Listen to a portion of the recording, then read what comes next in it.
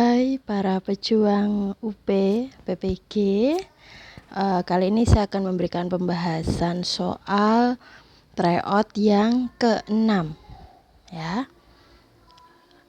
Tetap semangat dalam belajar, kemudian jangan lupa selalu berlatih soal, pembahasannya juga, dan berdoa ya teman-teman, karena yang paling berpengaruh di kegiatan PPG adalah UP. Langsung saja ya, soal nomor 1.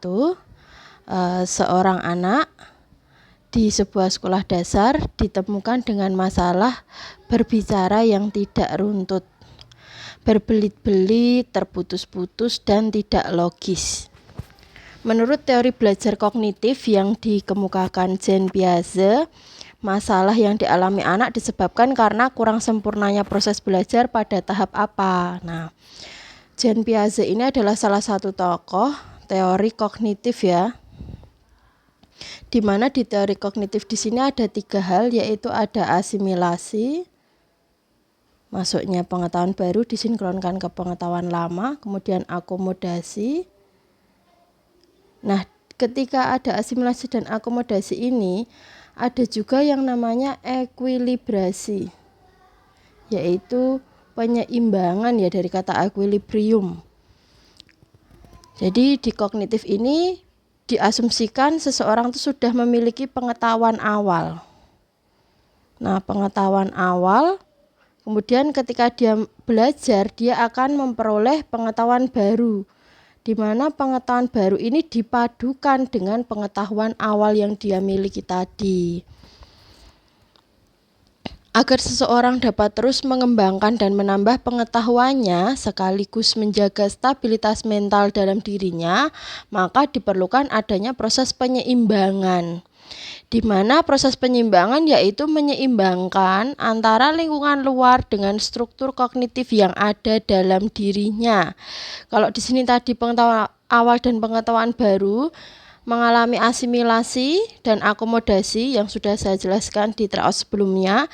Nah, di sini juga ada ekuilibrasi, di mana ekuilibrasi itu adalah penyeimbangan pengetahuan awal dengan lingkungan luar. Tanpa adanya ekuilibrasi di sini, perkembangannya akan mengalami gangguan dan tidak teratur. Sehingga di sini nampak pada cara berbicaranya yang tidak runtut, berbelit-belit, terputus-putus, dan tidak logis. Sehingga jawabannya adalah ekuilibrasi. Soal berikutnya. Ilmuwan ini merupakan tokoh dari teori belajar kognitif ya. Tadi kognitif yang sudah kita pelajari ada Jean Piaget. Sekarang ada lagi tokoh yang mengemukakan teori free discovery learning. Ini ya kata kuncinya ya, free discovery learning, dengan pendapatnya bahwa proses belajar akan berjalan dengan baik dan kreatif jika apa? Jika guru memberikan kesempatan kepada siswa untuk menemukan pemahaman melalui contoh-contoh yang ia jumpai dalam lingkungannya. Jadi di sini kuncinya siswa itu menemukan pengetahuannya sendiri. Di mana menemukannya itu dari mana? Dari contoh yang ia jumpai dalam lingkungannya. Penemuan itu namanya discovery. Lah, ini tokohnya adalah Brunner. Ya, jadi jawabannya adalah yang E, free discovery learning oleh Jerome Brunner. Selanjutnya, seorang telah mampu memiliki ide-ide atau gagasan-gagasan abstrak yang sangat dipengaruhi oleh kemampuannya dalam berbahasa dan logika. Dalam memahami dunia sekitarnya, anak belajar melalui simbol-simbol. Nah, di sini sudah ada simbol ya, berarti sudah pasti itu tahap simbolik. Ya, ini saya ulang lagi. Menurut Brunner, 3 tahap perkembangan kognitif itu ini ya, enaktif, ikonik, simbolik. Enak is gitu kalau saya menyingkatnya ya. Enaktif itu berupa benda nyata. Ya, misalnya guru membawa apel, membawa segala sesuatu yang bisa dia pegang, diraba, itu berarti menggunakan proses atau tahap enaktif. Tapi setelah tadi karena sudah bisa tidak perlu membawa apel, cukup menggunakan gambar apel, itu berarti ikonik. Ya, ikonik itu berupa gambar. Yang ketiga itu simbolik. Itu sudah berupa bahasa, logika, matematika, rumus. Nah, itu berarti tahap simbolik. Saya lanjutkan. Dalam ilmu pedagogi, seorang guru harus memahami beragam teori belajar untuk diterapkan pada siswa guna membantu proses pembelajaran. Salah satu teori belajar yaitu teori belajar kognitif dengan prinsip-prinsip tertentu yang membedakannya dengan teori belajar yang lain. Berikut ini yang bukan prinsip teori belajar kognitif adalah teori belajar kognitif ini cirinya tadi sudah saya jelaskan ya. Ada pengetahuan awalnya. Kemudian ada tahap-tahap perkembangan. Kalau ada tahap-tahap tuh pasti kognitif. Kayak tadi enaktif, ikonik, simbolik. Kemudian ada praoperasional, operasional konkret, operasional formal. Nah, itu juga tahap-tahap perkembangan. Kalau ada tahap-tahap perkembangan, itu berarti teori belajarnya adalah kognitif. Terus apa di sini? Siswa terlibat aktif. Beda kalau behavior ya. Behavior itu siswanya tinggal memperoleh pengetahuan dari gurunya. Kemudian ada pemahaman dan retensi akan meningkat jika materi disusun dengan pola dan logika. Jadi ada peningkatan retensi. Pemahamannya akan meningkat. Pemahaman. Tadi saya contohkan ketika mengajarkan penjumlahan kan mungkin guru awalnya harus pakai benda nyata. Terus sudah paham bisa diganti dengan gambar. Lama-lama cukup ditulis 1 tambah 2, tidak perlu digambar lagi. Nah, itu berarti ada peningkatan pemahaman. Kemudian belajar memahami akan lebih bermakna daripada menghafal. Jadi di sini sekali lagi pemahaman konsep. Nah, yang salah yang mana? Pengetahuan bersifat objektif, pasti, tetap, dan tidak berubah. Lah ini salah. Yang betul adalah pengetahuannya itu akan bersifat selalu berubah. Ya, ilmu itu selalu mengalami perubahan. Gitu. Berarti jawabannya yang E. Saya ingatkan kembali, jangan dihafal jawabannya. Kalau belajar UP itu harus memahamkan konsep ya. Jadi kalau cuma tryout dihafal jawaban ABCD-nya, saya yakin itu tidak akan bisa berhasil. Jadi harus benar-benar dipahami cara penyelesaiannya. Kemudian mengemukakan gagasannya mengenai cara pembuatan urutan isi pengajaran yang menjadikannya lebih bermakna dengan urutan dari umum ke rinci sebagai strategi utama, itu disebut dengan istilah apa? Namanya subsumptive sequence ya.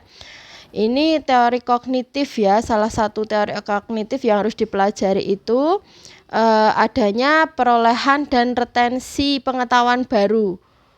Ya, jadi ada peningkatan pemahaman tadi. Yang paling awal mengemukakan konsepsi ini adalah Ausubel. Jadi tokoh yang tadi sudah Jean Piaget, Jerome Bruner, sekarang Ausubel. Dikatakan bahwa pengetahuan diorganisasi dalam ingatan seseorang dalam struktur hierarkis. Ini berarti bahwa pengetahuan yang lebih umum, inklusif, dan abstrak membawai pengetahuan yang lebih spesifik atau konkret. Ya. Misalnya berbicara katakan dengan alam semesta. Nah, ini kan secara umum ya, nanti bisa lagi dipecah menjadi ini tata surya. Tata surya nanti masuk lagi berbagai planet, terus kita bicara bumi. Nah, ini lebih konkret lagi lama-lama. Ini adanya susunan dari yang umum menuju ke yang khusus. Itu namanya susunan subsumptive sequence. Lanjut, dalam segitiga ABC diketahui, lah ini sudah ada gambarnya ya. Ini segitiga ABC. Di sini A, BC. Di depan sisi A ini kita sebut A, di depan sudut B kita sebut sisi B, di depan sudut C kita sebut dengan sisi C. Di mana B-nya 8 cm, kemudian C-nya 5 cm, dan sudut A adalah 60 derajat. Pertanyaannya panjang sisi A. Nah, ini kita menggunakan aturan kosinus ya. Aturan kosinus menyatakan bahwa untuk mencari sisi A, maka kita cukup menggunakan dua sisi yang lain dan kosinus sudut yang ada. A berarti cara mencarinya A kuadrat adalah B kuadrat ditambah C kuadrat dikurangi 2 kali B kali C dikali cos sudutnya, sudut A. Ini cukup hafalkan satu rumus saja. Sehingga nanti kalau ditanyakan yang lain tinggal mengganti huruf ya. Misal ini yang ditanyakan B kuadrat ya, berarti kan yang ada A sama C. Ya sudah tinggal ganti A kuadrat ditambah C kuadrat dikurangi apa? 2 kalikan A kalikan C kosinus sudut yang ditanyakan. Nah, kosinus B. Kalau yang dicari C kuadrat berarti yang ada kan A kuadrat tambah B kuadrat dikurangi 2 kali A kali B dikali cos sudut yang apa? Cos sudut C. Gitu ya. Nah, sekarang berarti kita mau cari nih B kuadrat berarti 64 ditambah 5 kuadrat 25 dikurangi 2 kali 8 kali 5 dikali kosinus 60. Kosinus itu seperti ini ya. Kalau saya kan males menghafal, saya lebih senang secara menggunakan gambar. Jadi cos itu dari atas ke bawah. Ya, jadi dimulai dari 1 menuju 0. Sudutnya di sini dimulai dari 30 derajat, kemudian 45 derajat, kemudian sudut 60 derajat dan sudut 90 derajat. Nah, di sini saya kecilkan dulu. Nah, ketika 30 derajat ketika sudut 0 derajat kosinusnya adalah 1. Ketika sudut 30 derajat maka ini setengah akar 3. 45 derajat berarti turun setengah akar 2. Terus 60 derajat itu setengah, 90 derajat itu 0. Jadi kalau saya tuliskan dalam bentuk tabel seperti ini ya. Ini cos alfa gitu, dimana ini sudutnya adalah 0, 30, 45, 60 dan 90 karena dia dari atas berarti dimulai dari 1. Yang ini setengah akar 3, ini setengah akar 2, ini setengah dan ini 0. Tapi kalau sin, nah ini sekalian ngajari sin ya. Kalau sin tuh kebalikannya cos. Sin itu dari bawah ke atas. Nah, begini. Berarti ini 0, ini 30, ini 45, ini 60, ini 90. Kalau saya tulis berarti ketika ini alfanya 0, 30, 45, 60 dan 90, sin alfanya adalah ketika 0 dia kan 0 di sini. Ketika 30 kan dia kecil ya, berarti di sini setengah. Ini setengah akar 2, ini setengah akar 3, ini 1. Nah, ini materi sin dan cos. Nah, saya kembali lagi ke sini berarti cos 60 adalah setengah ya, berarti langsung saja 64 tambah 25 dikurangi ini kan 2 kecoret sama setengah ya, cos 60 kan setengah, 2 kali setengah kan 1. Nah ini tinggal 8 kali 5 berarti 40. Berarti jawabannya 49. Ini adalah A kuadrat. Berarti dari sini kita bisa menghitung nilai A adalah akar dari 49. Berarti 7. Sehingga jawabannya adalah yang B. Lanjut, tangki air berbentuk prisma persegi panjang. Prisma itu kuncinya adalah punya atap dan alas yang bentuknya sama. Nah, ini berarti prisma segi 4. Kalau prisma segitiga ya kita gambar atap sama alas bentuk segitiga. Nah, ini sudah ya. Terus diketahui memiliki panjangnya itu 3 meter.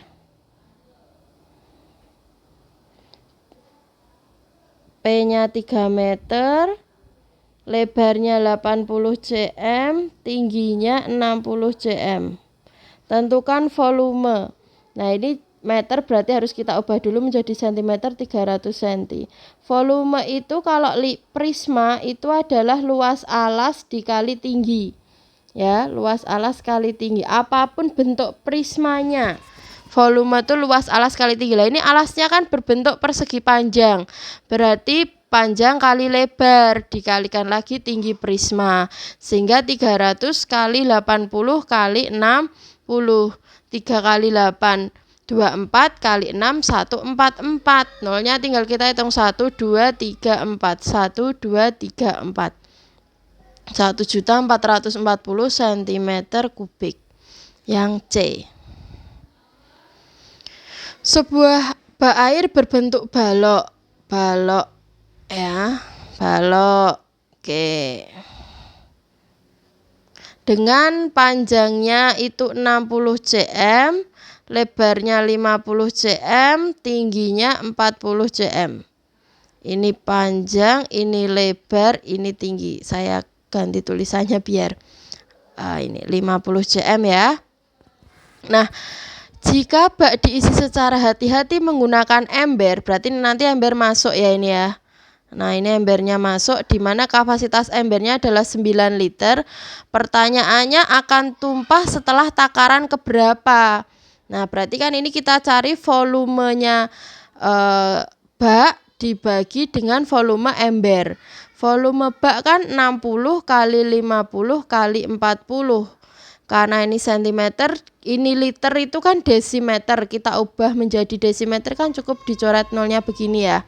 Nah, ini sudah jadi desimeter, berarti tinggal 6 kali 5 kali 4. 6 kali 5 30 kali 4 berarti 120 liter. Akan tumpah pada takaran keberapa? Nah, berarti ini kita cari ya 9 kali berapa nanti dia akan tumpah, atau 120 kita bagi dengan 9 dapat 1. Ini 9 sisanya 30 dibagi 9 dapatnya 3. 13 ini belum tumpah kan, berarti tumpahnya pada takaran ke setelahnya, ke 14. Lanjut, sebuah tim olahraga berjumlah 11 orang. Ketika 11 orang, rata-ratanya adalah 170 cm. Kemudian ditambah 2 orang dengan tinggi masing-masing 180 tambah 175. Pertanyaannya rata-rata sekarang berapa? Nah, ini tinggal kita hitung ya. 11 kali 170 itu 1870. Caranya perkalian 11 itu gampang ya. Kalau yang sudah tahu, kalau yang belum tahu, caranya tulis angka depan. Terus ini ditambahkan dengan ini. Yang ini ditambahkan, terus ganti yang ini tambah ini 7, terus tulis angka belakang. Nah, 1870 kan, ditambah 2 orang masuk, tambah 180 tambah 175.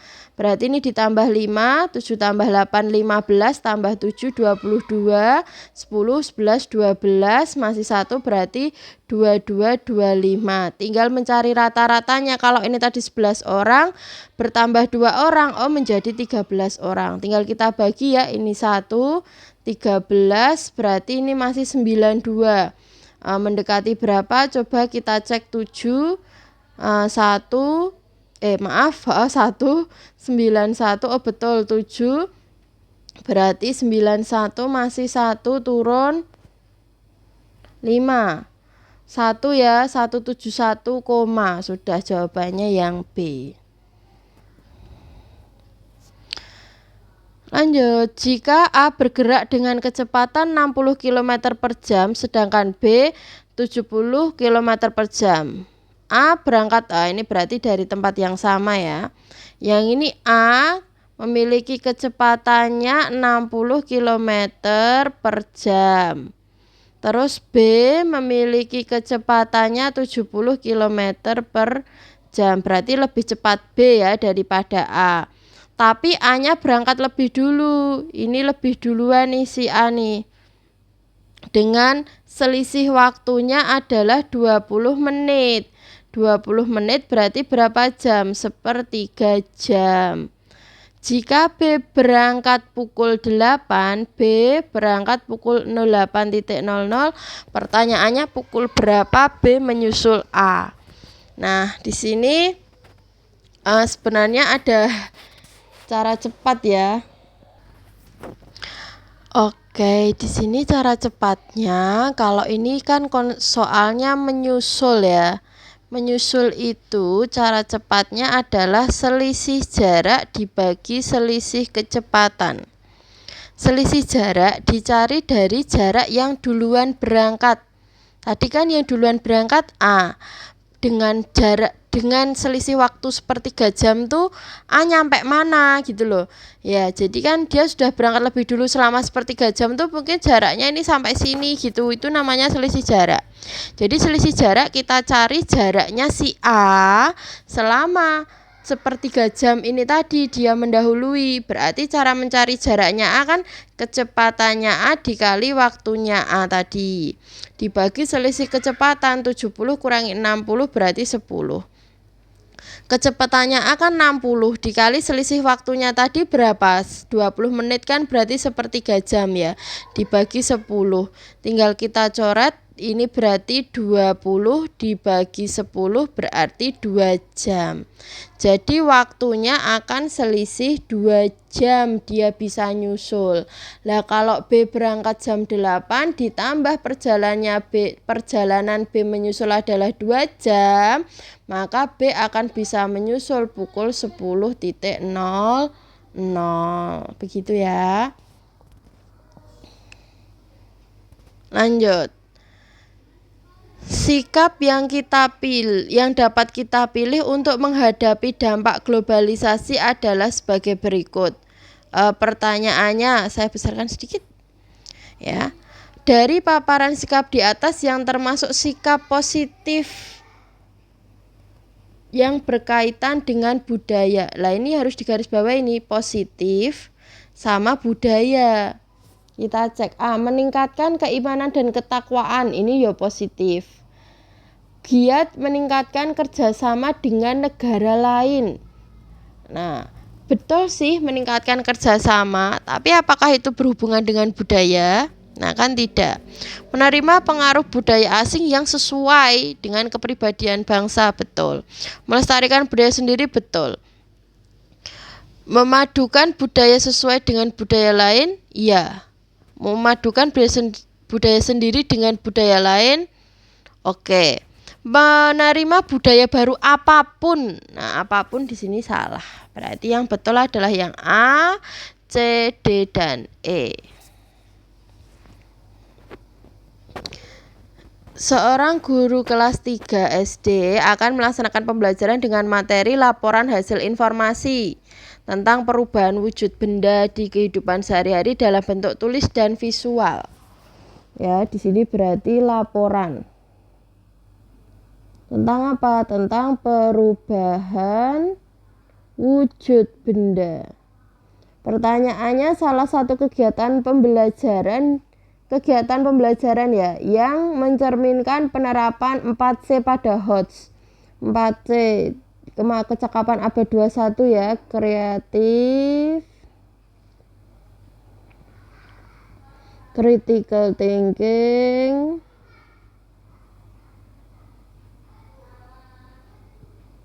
collaboration,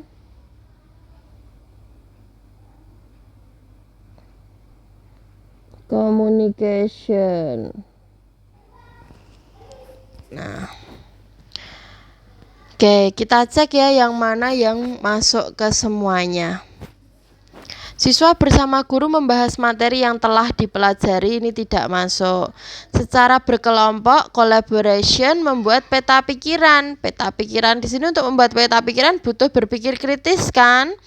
Nah, butuh juga kreatif, dan peta pikiran itu salah satu bentuk komunikasi menggunakan tulisan dan gambar, maka ini oke. Setiap kelompok mempresentasikan hasil diskusi.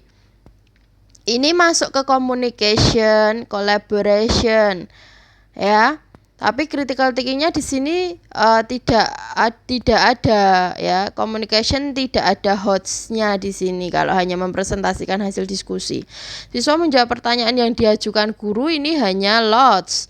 Siswa menyimak apalagi ini juga lots ya. Berarti kan tadi yang agak bingung kan B sama C. Kenapa B yang paling baik? Karena di sini B juga termasuk creativity dan critical thinking. Lanjut, seorang guru sedang melaksanakan pembelajaran dengan KD mendemonstrasikan teks. Berarti demonstrasi di sini penilaiannya keterampilan ya.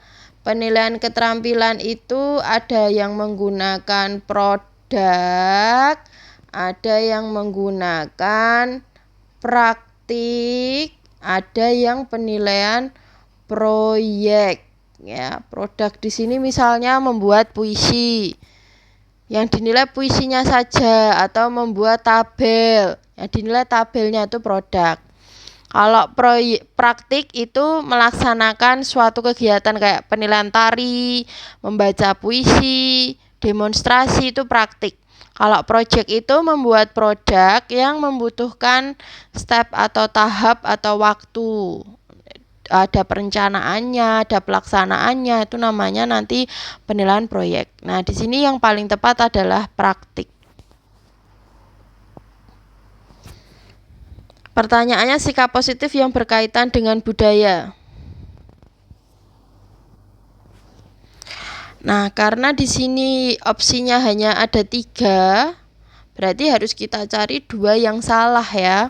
Meningkatkan keimanan dan ketakwaan tuh sebetulnya juga baik, tapi kenapa di sini tidak dipilih? Karena ada 3 tuh yang sudah terbaik gitu loh, yang berhubungan dengan budaya, yaitu yang mana? Menerima pengaruh budaya asing yang sesuai dengan kepribadian bangsa, melestarikan budaya sendiri, dan memadukan budaya sendiri dengan budaya lain.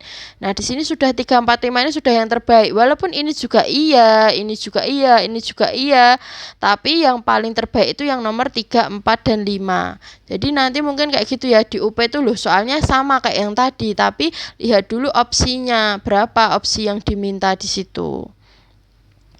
Lanjut, Bu Putri, guru kelas 4 SD akan melakukan penilaian kemampuan siswa dalam mengidentifikasi gagasan pokok dan gagasan pendukung.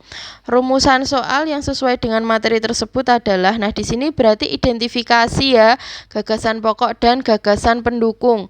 Konstruksilah, ya ini kurang tepat kata kerjanya. Tentukan ide pokok. Oke, di sini ide pokok oke, tapi gagasan pendukungnya tidak ada. Kemukakan itu juga kurang tepat ya. Kutiplah juga kurang tepat, lebih tepat adalah uraikan.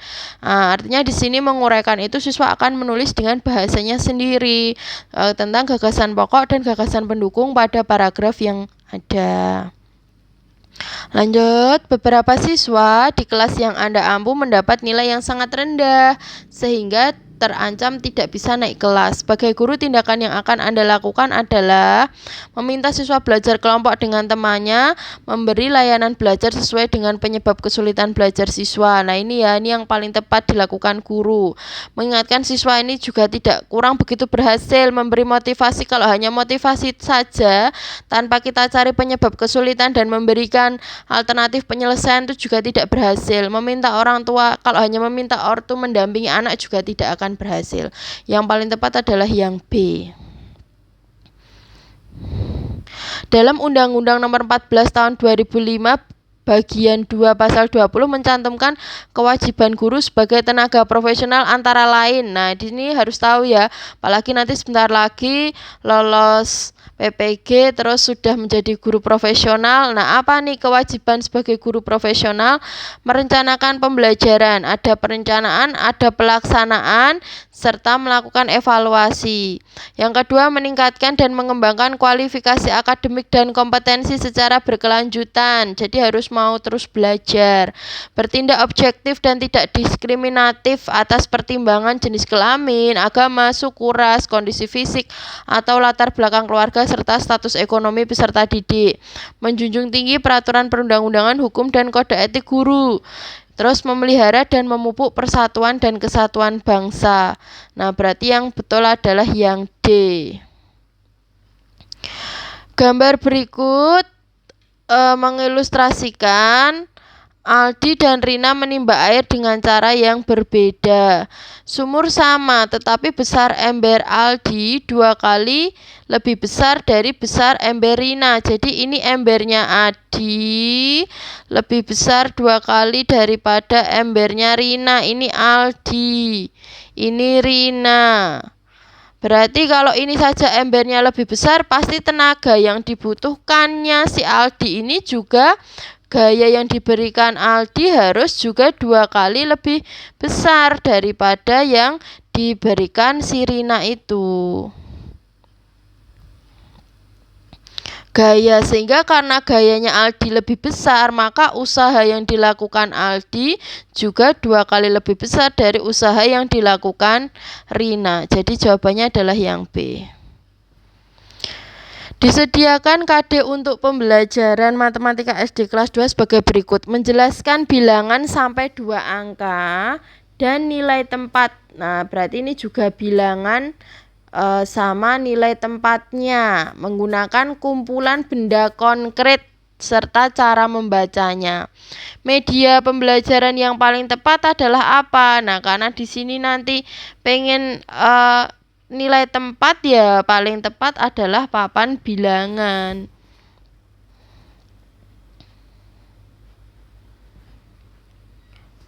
Pertanyaannya adalah, mulai pertengahan Agustus 2010 hingga akhir September 2010, rentetan kerusuhan pecah di tanah Papua. Kerusuhan pecah pertama kali di Manokwari, Papua Barat, 19 Agustus 2010. Kedamaian di kota Injil itu terkoyak siang itu. Senin, demo warga yang semua damai berubah anarkis. Menurut analisis Anda, kasus ini lebih disebabkan oleh hoax yang dipicu dari penyakit apa? Nah, hoax itu disebabkan oleh adanya prasangka dari segelintir pihak. Ya, jadi prasangka yang dia tuh mempunyai sudut pandang berbeda, akhirnya itu dimunculkan hoax. Jadi jawabannya adalah prasangka. Sudah selesai ya. Terima kasih, tetap semangat belajar ya teman-teman. Semoga sukses.